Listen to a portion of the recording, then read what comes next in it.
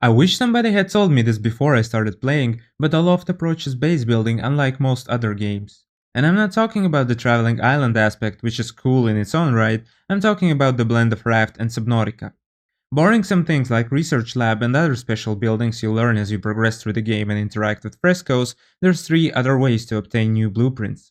One is from finding knowledge stones and anchors, the other is from using Research Lab, and the third is through using Sketchbook to sketch things that others have already built. It's much more interesting than Subnautica's approach, where you scan a set of highlighted parts, and when you've scanned all of them, a new blueprint becomes available. Here you can sketch everything, not only buildings left by past explorers and island dwellers, but also built by your friends. Sloped roofs, lanterns, rocks, chairs, birdhouses, most of the man-made things you find in the world can be learned this way. It's to the point where you're not thinking what kind of cool loot you can find in that abandoned house, but it's what kind of walls and stairs does it have, huh? Is it something I can use on my island? Who's the architect?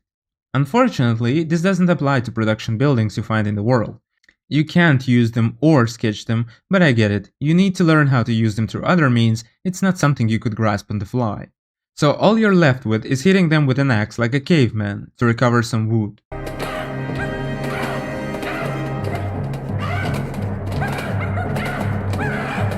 Anyhow, there's a downside to the system too. You can play the whole game without finding that one piece that you need to finish your building.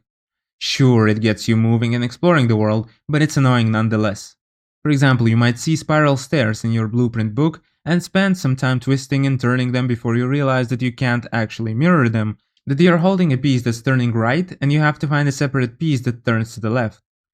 Same with trellises, you can't turn this piece into a sloped roof, it has to be found separately. Or worse yet, you might not even know that there exists such a piece. Hold on tight as I'll be showing every building available in the game in the third chapter. And yeah, let's jump to the second already. Just like you can sketch any man-made structure on the islands, you can also claim nearly every island and all the buildings that come with it, except for those that are too massive to move. Check your map. If an island has this icon, you won't be able to make it your home. But all the others are fair game. Born too late to explore the ocean, too early to explore the space, but just in time to sit and waste your life conquering virtual islands. As mentioned earlier, you won't be able to use looms or workbenches that you find out in the world. Pre-built containers will work, but their contents won't be visible in buildings like workbenches. So you'll either need to remove the items inside before using them, or destroy the containers and replace them with your own. You can also destroy everything else that comes with the island by pressing right mouse button with your hammer equipped, or left mouse button with your axe if you want to destroy production buildings. But unlike your own buildings where you receive all your resources back, you'll only get a few pieces of wood regardless of what you destroy. When choosing your island, consider the size. You'll want to comfortably place all the production buildings, animal pens, farm plots, sails and such. While most of these things can be put on wooden and stone foundations you build beyond the island's limits, your animals will only care about the soil under their feet. They will not be concerned about their pen's size, just the size of the island. So if you bring too many animals to your island, they'll suffer the cramped debuff and won't produce anything. Also, make sure that your home island has water, as you'll need plenty to water your crops and drink when you're out in the desert biome, as well as for a pottery table, and if you're unsure which biome your island belongs to, check your field guide. I've discovered every building in this game, so gather around as I tell you about everything this game has to offer. Starting with building pieces, most pieces here have alternative versions that allow you to unleash your creativity. More than that, despite their appearance, some pieces can fit into many different places that might not look like they could fit them. This window, that looks like it could only fit into this frame, can actually fit into everything out of wood and stone. Different fences can fit into each other too, as well as into walls. Different kinds of beams and columns have only aesthetic value, as everything in this game can float over ground without any support. And therefore there is no point in using foundations either. The difference between foundations and floors is just the added height, but you can always put floors at any height you want using the disabled building mode, one of the 3 building modes in the game. Automatic mode rotates the piece 90 degrees on a horizontal axis and helps you snap pieces together quickly. Manual mode allows for slightly more options while still snapping to the adjacent piece. If something isn't snapping quite right with automatic mode, this might be what you need. You can use mouse scroll wheel to rotate it in 90-degree angles around the joint, or use Q and E for controlled horizontal rotation. If it's still not enough, the disabled mode gives you complete control. You're able to rotate it freely, and you can aim your cursor wherever you'd like to place the piece. There is no collision in this game for these pieces, so you are free to do whatever you want, which is nice. But, yes, there is a but, I recommend not to build too much at the start of the game because it's likely you'll find so many new pieces that you'll want to start fresh anyway. In this game there isn't much point to actually building a mansion, so it's best to just do the bare minimum until you get to the point where you can see some grand vision when you look at the pieces available. Quickly going through the home category, these beds are where you spawn when you click teleport to home. I recommend putting your bed right next to your chest so you can immediately offload what you looted. As of this video's release, the glider stand is not needed as there is only one glider in the game. The sewing table I advise you build as soon as possible to craft the advanced clothing. You'll be able to jump higher, run faster, survive heat for longer, and simply change your appearance. The upgrade station frame is where you insert these 3 stations for temporarily improving your tools. Sharpening station takes hardstone to sharpen your tools so you can mine resources or kill fungus faster. Customizing station is how you add trinkets to your tools, but your tools have to have empty slots like this.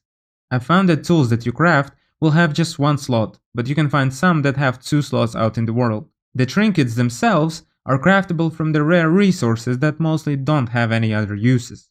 Here is the full list. Some areas in the world, including those that progress the story, will be overgrown with fungus and you won't be able to access it without destroying it first. That's when the coating station comes into play, as it will allow you to coat your weapons with fungicide or antidote.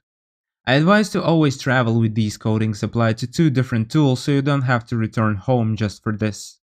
It can be any tool, really. You can fight enemies with a pickaxe or a sickle if you want to, but I recommend coating those that you'll be using to fight enemies with, as killing fungus with a coated weapon will also give you intact or injured Mictor samples, depending on the coating you choose. Injured Mictor sample is more potent. You will use these samples in the research lab to progress the research of this fungus that has spread through the world, but you'll have to find the blueprint for the research lab first. Apart from getting Mictor samples through killing fungus, you can also grow it yourself in Mycosis terrarium once you pass the first research stage. This takes 1 Mictor sample, 6 minutes, and a coating. But that's for feeding fungus. What about yourself? That's where campfires come in, where you can cook food that gives you temporary boosts to health, attack speed, momentum gains, etc. They can be useful when fighting fungi or mining resources. Also, even if you don't farm at all, there's so much food in the game that it's a no-brainer to always walk around with stuffed cheeks, and if you ever need to switch the effects, for example if you were gathering resources with the speed buff and now need more HP to fight fungus, just drink digestive tea too. Well, there's no toilet in the game, so it's a complete mystery to me as to what happens, but it will let you eat something else with different effects. The only 2 things I'll mention about production buildings is that you can speed up production by hitting F at the right time, and that you can build a windmill to automate your production. You will still be able to speed it up when you build a windmill, but you won't have to, because you won't have to be present for the production buildings to work. Set and forget. The windmill is dependent on wind, so there will be times when it's not turning and your buildings are not doing anything. That's fine, just don't forget to connect the windmill to the buildings that have cogs, and your stuff will be produced eventually. Oh, and the pigment pool doesn't unfortunately allow you to color building pieces, yet, but it's necessary for some advanced things like customizing station and beacons. Speaking of which, if you want to return to some particular island later, you can build a beacon there. In the beacon building menu you will also find some decorative stones, by the way. Depending on which pigment you used on the beacon, a different icon will be used for filtering it in your table map. The first 5 icons are reserved for your beacons, and the last is for important islands marked by atlases that you find in the world. I don't use beacons as they are too expensive for too little benefit, I just rely on waypoints. I've talked about Stormchaser in my progression guide, link in the description, but it's a device that will emit smoke for some 5 minutes in the direction of whatever thing it is you're searching for. Not worth the resources in my opinion. To get anywhere you need to build sails. When doing it, make sure to align white triangle with the blue triangle for maximum efficiency. If you're unsure if your sails are ready for heavy winds, check your helm. When you are sailing through heavy winds and your sails break to the point of this bar dropping under this line, your island will be shot backwards. This means that it's best to have a few extra sails so that when some of them get inevitably torn, the others can keep you afloat while you're patching them up. The landing pad lets you transfer big animals between islands as long as they're not too far away. You can build these anywhere, not just on your home island. The throw I don't really use because the animals don't die if you don't feed them, and after feeding they immediately let you shear or milk them, so there is no reason to keep them fed all the time. The bells are useful if your animals are not kept in pens, so you can just call for them when it's milking time, otherwise it's just aesthetics. The difference between farm plots is also just aesthetic. You might feel like conserving clean water by putting your clean water in a chest before watering your crops so that only dirty water from your inventory is used, but in my playthrough I never micromanaged it like that. Sometimes my plants got dirty, sometimes clean water, yet I never ran out of clean water that I found by just exploring and opening every chest. Compost bins are good but not necessary, as you'll also find plenty of compost in the chests. I have more compost than I know what to do with. You will though use lots of compost if you fill your island with farm plots and potted plants. In these pots, only the small plants can be planted, such as potatoes, tomatoes, and coffee. For some reason, these pots can't see what's in your chest, so you'll have to have them in your inventory. It works the same with farm plots. When building any of these habitats, you might wonder why no animal ever comes to them. Your island has to have them in the first place, they don't appear out of nowhere. If you release bees, for example, and build flower habitats, eventually they will gravitate towards those flowers, but they will also appear over regular meadow flowers too. Same with worms, if you release them on your island, they will eventually start appearing on rocks and in these habitats. When you release any animal, it will also stay in the same place forever. They'll just sit there where you left them, waiting for you to come play with them. But you never will. You might also be spooked by this warning message when you release animals that don't fit your biome, but they will still sit there where you left them, and they will still appear all around your island, usually after you restart the game. I released these bats in the forest, and now they've started appearing in my cave at night. This one's from the Emerald Isles, and this one's from Fallen Heights. There's even one hiding over here. Sure, they don't contribute to the ecosystem, but I don't care. The game also has vivariums for displaying the animals you've abducted from other islands. In these you will have to place animals by yourself. Each of them has a variation for each biome. Here I've already sorted my animals. To the left are Emerald Isles, here Fallen Heights, and here's Red Cliffs. As I mentioned before with regards to storage, production buildings will see the contents of your chests and farm plots won't. But vivariums won't either. It's a shame because it is so time consuming to move them around. Apart from chests, there are also many different stockpiles of materials that you can build.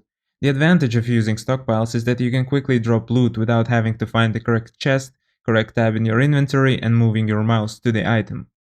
As you can notice, there currently isn't enough variety to fill every vivarium for each biome.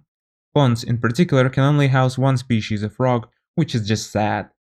Some others can live in 2 biomes at once, which is useful for when you arrive to a new biome and need to restore a new ecosystem. Just remember that putting animals into vivariums means they won't reproduce. For this purpose it's better to let them roam your island, which also makes your home more fun and alive, which is also what sets this game apart. I encourage you to rely less on building materials and work more with the environment to make beautiful islands. You can shape them by also planting trees and wild seeds. Even non-native ones will grow despite the warning. Just know that if you're planting one tree close to another, it won't grow to its full potential as it won't have the nutrients. It's the same with my channel. It won't grow to its full potential if it won't have the likes and subscriptions. So hit that like button for me and check out my other video on Aloft after you subscribe. Thanks.